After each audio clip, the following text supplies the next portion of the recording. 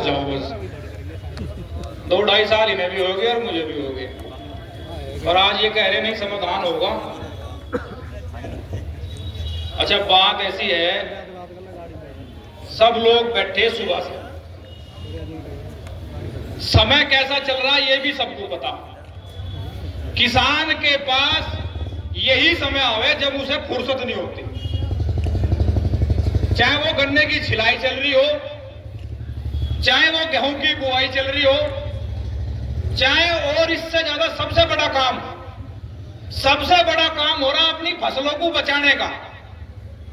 जो सरसों हमने पिछले दिनों बोई, जो गेहूं हम बोरे पिछले दिनों बोया, जो वो थोड़ी थोड़ी फसल निकल के आ रही, तो हम दिन में तो अपना गन्ना छील लेंगे, उसे मिल में डाल लेंगे, सेंटर पे डाल लेंगे, और शाम को उस फसल की रखवाली करेंगे उन आवारा पशुओं से जो मौका देखते ही सारी फसल को नष्ट कर दे।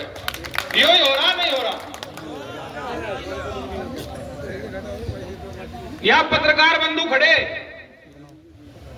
और एडीएम साहब भी काफी कई साल से हमारे जनपद में एडीएम साहब हैं और मुस्तैदी से पूरे जिले को कवर करें। 5-4 साल तक एक चर्चा चलती रही कि आवारा गौवंश की समस्या खत्म हो जाएगी, काऊ सेंचुरी बनने जा रही है। सुनी थी क्या भाई? कोई बीच में कोई बोलेगा ना ज्यादा। मैं सुबह 11:30 बजे से बैठा, मैंने अब शुरू करा बोलना 3:45 बजे, तो मैंने कितनी सुनी होगी यो देखो। और मैं इतना नहीं बोलूं 4 घंटे तक। थारी बात ना हो तो नू कह दियो जी यो मारी नहीं है। कई साल तक हल्ला मचता रहा काऊ सेंचुरी का, काऊ सेंचुरी बन जाएगी, सारी समस्याओं का समाधान हो जाएगा, काऊ सेंचुरी बन रही है, चिंता ना करो। पूरा माहौल बनाया गया, पूरे जिले के किसानों को लगा। भाई कुछ अधिकारी आए हैं, सीएमओ साहब आए हैं, ये नए सीएमओ है भाई जनपद में। आप सबके बीच में आए, देख लो एक बार, वहां फिर जाओगे सरकारी अस्पताल में कभी पहचान ना पाओ। सभी को नमस्कार मेरा। नमस्कार जी, आ जाओ, जूते काट दो और आ जाओ। काऊ सेंचुरी का पूरी चर्चा रही, अखबारों में होर्डिंग लगे पूरे जिले में, और बहुत बड़ा एक विश्वास दिया गया पूरे जिले के किसानों को। गांव-गांव जाके सब नेताओं ने कहा कि भाई काऊ सेंचुरी बनने जा रही, फिर ऐसा आवारा गौवंश की समस्या का समाधान हो जाएगा। काऊ सेंचुरी बनी, शिलान्यास हुए, उद्घाटन हुए, करोड़ों रुपया लगा इन शिलान्यास में और उद्घाटन हुए। कई सौ करोड़ रुपया लग गया उस सेंचुरी में। मुझे नू बता दो, यहां सब जनपद की चारों तरफ के किसान हैं, आवारा गौवंश की समस्या का समाधान हो गया क्या? तो फिर उस काऊ सेंचुरी में कहां के बछड़े भर रखे इन लोगों ने? हमारी समझ में आज लो नहीं आया। और मैं यो सबसे बड़ी तो यही है, हर बात का जवाब दें। अब आप जवाब इनका लेना। स्थिति को यो समझो, इतना बड़ा बजट एक काऊ सेंचुरी में लग गया, इतनी बड़ी सरकार की योजना होने के बावजूद भी काऊ सेंचुरी में आज तक इस जिले के मुश्किल से मुश्किल 500-400 बछड़े या आवारा गौवंश गए होंगे। कौन से जिले के और कौन सी नस्ल उस काऊ सेंचुरी में रखी जा रही जो अब तक गांवों के आवारा गौवंश वहां नहीं गए? एक तो इस पे भी जांच बैठ जा भाई, किस काऊ सेंचुरी में इतना पैसा जितना घोषित हुआ था ये कहां लगा दिया, और उसमें पशु किस किस गांव से ले रहे? जब जनपद का किसान आज भी अपनी फसल पे डोल पे रात को बैठ के अपनी फसल बचा रहा, तो फिर क्या फायदा है इसी काऊ सेंचुरी का? एक तो यहाँ एडीएम साहब हैं, पूरे जनपद के आवारा गौवंश से किसान परेशान है साहब, और अभी कुछ दिनों में फिर गेहूं की फसल धीरे धीरे जब ऊपर उगना शुरू होगी तो उसे वो बहुत जल्दी नष्ट कर दे, इसलिए ही किसान परेशान रहे और रातों खेतों में पहरा दे। तो एक तो ये व्यवस्था सुचारू रूप से हो कि पूरे जनपद का टीम लगा के, तहसीलों को जिम्मेदारी दो, चाहे ब्लॉक को जिम्मेदारी दो, गांव पूरे जनपद से गांव-गांव से टीम लगा के आवारा गौवंश पकड़ा जाए। दूसरा एक बहुत बड़ी समस्या विद्युत विभाग ने मचा रखी। एक तो न्यू नहीं रहा बैठता, इसमें दुनिया भर के तो एससी हो रहे, दुनिया भर के एक्शन हो रहे। मेरे पे बाजी बार फोन आ जा, सारे जिले में से ही फोन आवे। मैं दिंदाहेड़ी से बोल रहा जी, मैं पिपड़ शाह से बोल रहा, मैं सठेड़ी से बोल रहा, मैं कुरथल से बोल रहा। अब जो देहात के एक्शन है उनका तो पता भाई, action Budhana, action Khatauli, action Jansath, पता लग गया भाई एक्शन है। यहाँ पता किसी को फोन मिलाओ, मैं कहा उस गांव में दिक्कत हो रही, जो शहर के है मैं तो नहीं देखता जी, उसे तो दूसरे देखे। फिर दूसरे को मिलाओ, वो दूसरे को बता दे, आखिरी में हमें रह ही नहीं पाता समस्या थी किसकी हो। एक तो ये अपने नंबर भी सार्वजनिक करें कि मैं वो देख रहा, वो क्षेत्र हम देख रहे, वो क्षेत्र हम देख रहे। दफ्तर नहीं पाते इनके, जीआईसी मैदान वाले का दफ्तर तो सारे देश को पता भाई, इसमें तो यहाँ एक्शन बैठे, अन्य पूरे जिले के एक्शनों के दफ्तर और एससी के दफ्तर तो पाते ही नहीं है। तो प्राइवेट मकान मिले रखे सब किराए पे और ढूंढते फिर जाओ कॉलोनियों में एससी कहाँ है और इससे बड़ा कहाँ है। दूसरा, ये तो खैर हम पता कर लेंगे, आप बता दोगे, लेकिन एक चीज में सुधार करें भाई, बिजली वाले। कई बार ये बात हो चुकी, कई बार कहीं कहीं सुधार हो रहा, लेकिन बहुत अधिकारियों ने बिल्कुल सुननी बंद कर रखी।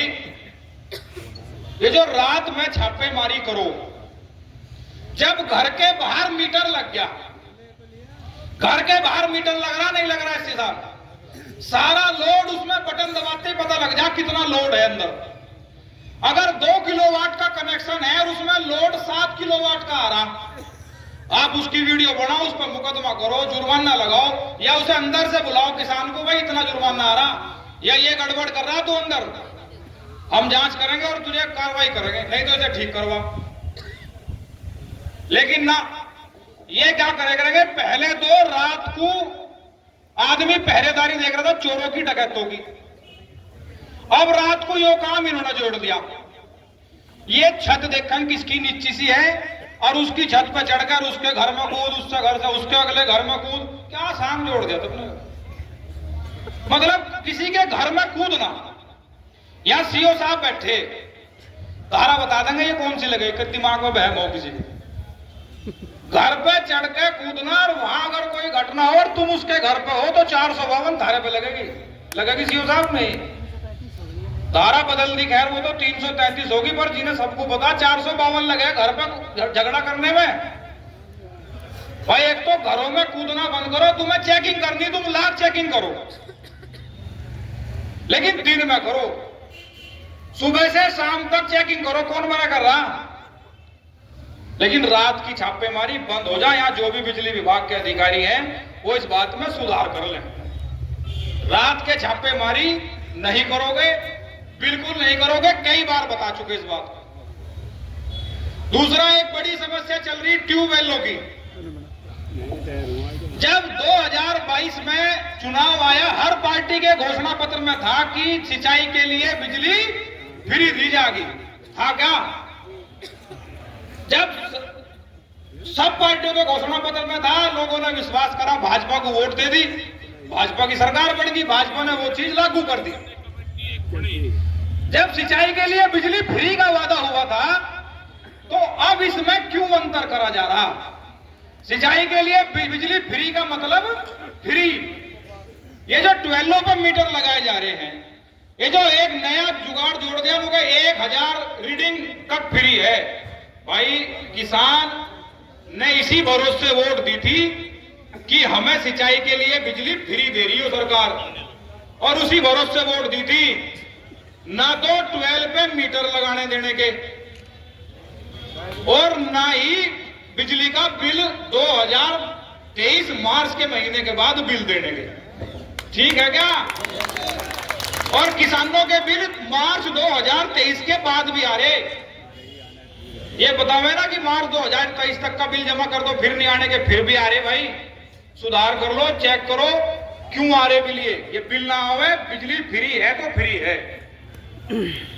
और एक समस्या, यहां सब पीड़ित है लगभग बिजली के मीटर से। जब सरकार ने यह घोषणा करी थी कि हम बिजली के मीटर लगाओगे, हमने गांव-गांव पंचायत करी, बहुत लोगों को समझाया भाई बिजली के मीटर ना लगवाइयो। मीटर किसे कहें? किसे कहे मीटर? कपड़े की दुकान पर गए, क्या करे मीटर? नाप दे मीटर।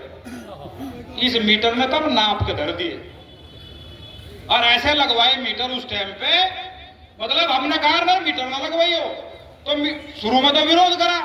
फिर ये बिजली वालों को 2-4 आदमी इन्होंने गांव में भेजे, कहने लगा किसानों को पटाओ, मीटर तो लगाने हैं, अमित शाह ने भेज रखे, लगेंगे नहीं है। तो ये गए और जो 2-4 अपना सीधे सच्चे से आदमी थे वे पकड़े, कहला कितना दे रहे बिजली का बिल? तो जब ये मीटर लगे अध्यक्ष जी, उससे पहले बिजली का बिल एक मुश्त था 1000 रुपये, साल का 12,000 रुपये आ गया था। साल में एक बार छूट आ गई थी, 8-10 हजार रुपये में जमा होके काम खत्म हो जाएगा था। इन्होंने 2-4 बुद्धिजीवी पकड़े गांव में, वो मीटर लगवा ले, 1000 का बिल क्यों दे रहा, 300 रुपए का बिल आ रहा यार। उन्होंने लगवा लिए। शुरू में 1-2 महीना 300 ही रुपए बिल आया, शुरू में 300, 250, 350 बिल आया। इतना प्रचार बिजली वालों ने नहीं करा जितना उन्होंने करा गांव में। कह ले रहा 300 रुपए बिल आ रहा, 1000 क्यों दे रहा? तो सारे गांव में मीटर लगे, सबने मीटर लगवाए, खूब मना करी, किसी ने नहीं माने। और अब रोज मेरे पे कभी रोज के 50 फोन है इस मीटर के, कभी रोज के 20 फोन है, मेरा बिल इतना निकल गया, मेरा बिल इतना आ रहा जी, अब मैं क्या करूं? मैंने शिकायत कर रखी, कुछ हो नहीं रहा। मगर जब तो लाला मेरी माननी नहीं थी, अब मेरी खाट ठाए रख। एक तो भाई आप लोगों को पता होगा जो यहाँ बिजली के सीनियर अधिकारी बैठे, जब मीटर का ठेका दिया गया जिन कंपनियों को, अच्छा यहाँ किसान बैठे, अधिकारी बैठे, खैर अधिकारी तो सारी जानने हैं, ये तो इन्हें तो पता गड़बड़ चल रही है। एक बात बताओ, एक मैंने 1000 रुपए दिए थे सोनू को, भाई सोनू मेहमानों का नाश्ता लिया। अब सोनू ने सोचा रहा मेहमानों का नाश्ता क्या काजू बाजू खवावे है इन्हें, अमरूद ले लिए, बिस्कुट ले लिए, नमकीन ले ली, 200 रुपये में सारा काम संगवा दिया, 800 बच गए। और दिमाग है उनने बचाए अपने हिसाब से, नाश्ता भी हो गया, 800 बच गए। बिजली का टेंडर पास हुआ मीटर का, कई 1000 करोड़ का, कंपनी ने टेंडर ले लिया 1000 करोड़ में, 1000 करोड़ में टेंडर ले लिया, भाई हम इन जिलों में मीटर लगाओगे।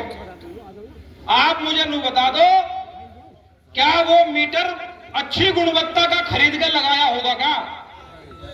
क्या उस पैसे में से पैसे नहीं बचाए होंगे क्या ठेकेदार ने? जो 10,000 का मीटर होगा, एक 2,000 का मीटर होगा, तो कौन सा मीटर लगाया होगा उसने? 2000 वाला। और अगर उसकी कीमत कम है तो गुणवत्ता भी कम है, इसीलिए कीमत कम है। देखा नहीं तुम कुछ वो लेने जाओ टीवी पीवी, कहने लगा जी तो एलजी का और ये चाइना का।